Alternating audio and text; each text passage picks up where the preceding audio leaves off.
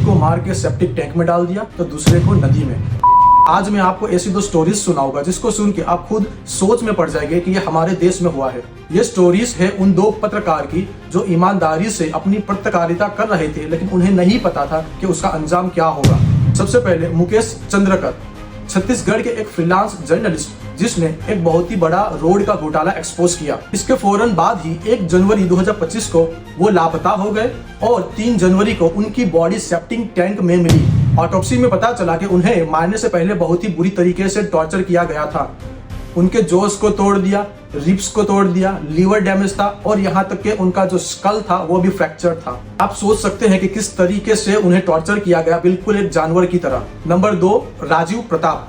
ये भी एक ईमानदार जर्नलिस्ट थे जो अपना एक यूट्यूब चैनल भी चलाते थे, दिल्ली उत्तराखंड लाइव करके, जिसपे वो अपनी पत्रकारिता को दुनिया के सामने रखते थे। वो सिर्फ 36 साल के थे। उन्होंने एक बहुत ही बड़ा घोटाला एक्सपोज किया जो स्कूल्स और हॉस्पिटल्स को लेके था उनके रीजन में।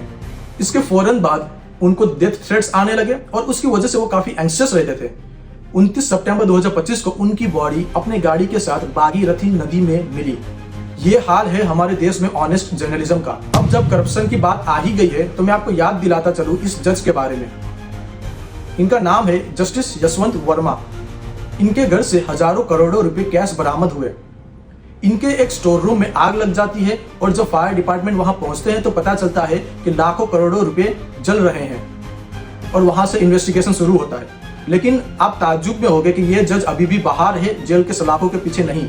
और अब इनको आप इनसे कंपेयर कीजिए। इनका नाम है जगेश्वर प्रसाद अवस्थी, जो 100 रुपए का रिश्वत लेते हुए पकड़े गए थे और 40 साल बाद अभी रिहा हुए। हमारे देश में अमीर लोगों के लिए और गरीब लोगों के लिए अलग अलग कानून है।